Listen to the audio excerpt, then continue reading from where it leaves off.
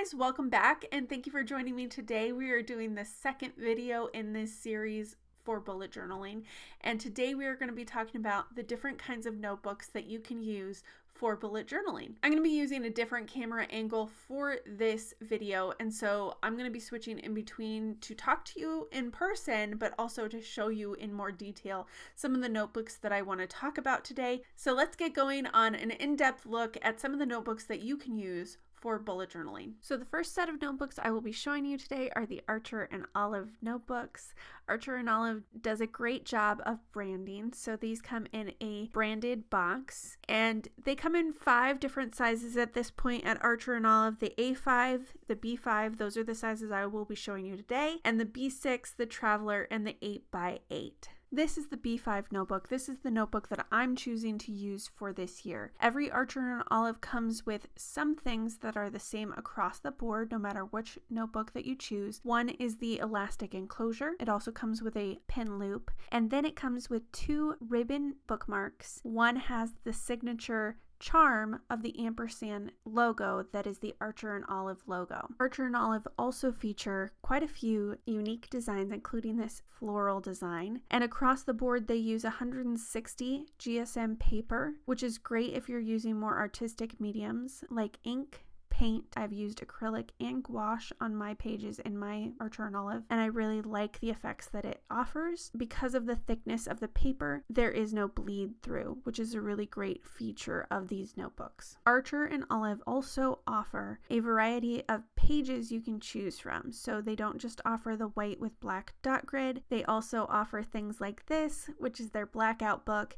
It features silver detailing. It has this silver lining around the edge of the pages, and then on the inside there are black pages with a white dot grid instead of white pages with a black dot grid. They also offer craft paper and a variety of other pages, so you can choose what best suits your needs in a bullet journal. The next set of notebooks that I want to talk about are the Leuchtturm notebooks. These are Leuchtturm 1917 line of notebooks, and they offer a variety of choices so that you can choose the notebook that best fits your needs. The first version I'm going to show you today is the soft cover version of the Leuchtturm. It's an A5 size. One of the things that's not typical of notebooks that come standard on a Leuchtturm are the numbered pages. It also has a table of contents, and it comes with sticker labels and a back cover pocket on the inside. This notebook specifically has 123 pages and 80 GSM pages. You want to keep that in mind when you are choosing what mediums to use inside of this notebook. This is a newer option for Leuchtturm. It is the Leuchtturm 1917 with 120 GSM paper. This is thicker paper than they offer in a lot of their other notebooks. They're calling it superior paper with extra low transparency. That means that the paper is thicker, but not as thick as the Archer and Olive notebooks that I've already shown you. So you're probably going to be able to use ink pens and markers of different kinds, but probably not paints of any kind with this notebook. The last notebook I'm going to share with you, it's a new notebook from Leuchtturm. It is in collaboration with Bullet Journal itself. So a lot of people don't know that Bullet Journal is a company itself. They're the ones who created the Bullet Journal system. They describe it as a mindfulness practice and a productivity system, and so there's a lot more information in this notebook than you would get in other notebooks about how to use the system, how to be productive with a bullet journal. It also has 3 ribbon bookmarks as opposed to the normal 2, and it has 120 GSM paper, just like the last notebook, and 206 numbered pages. So the benefits of collaborating with Bullet Journal is that they oversaw the production of this notebook to make sure that it aligned with their productivity system and their philosophy in general. The last of the more traditional bullet journals that I'm going to be showing you tonight is the Artist's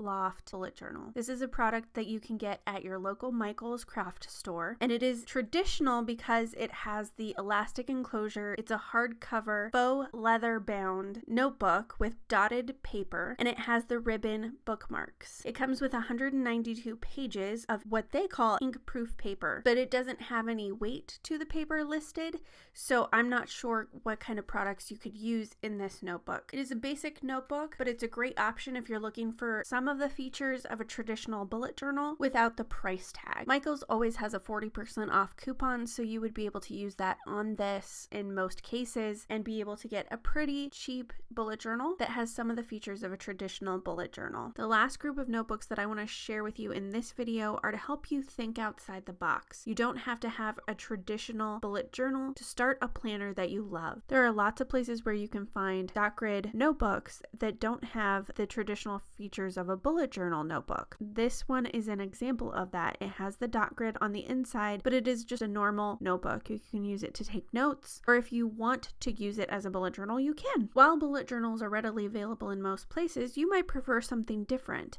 Another great option is graph paper or honeycomb paper, and the reason is because these have intersectional lines, and so you are able to use the different sections to give you a guide to creating a planner that works for you. Graph paper is easy to find if you live near or on campus at a college or university because math students use it all the time, so you'll be able to find paper pads and notebooks that have graph paper in them. Honeycomb paper is harder to find, but you can always look it up online as well. Rhodia is another brand that you can find in a multitude of options for your preferences. The reason I included this option on the list is because you don't have to have a traditional notebook to have a bullet journal. You can use a paper pad. You can also use a 3-ring binder with loose leaf pages in it. The benefit of a 3-ring binder is that you can take out individual pages and work on them that way as well. Lastly, there are lined notebooks that you can use for bullet journals.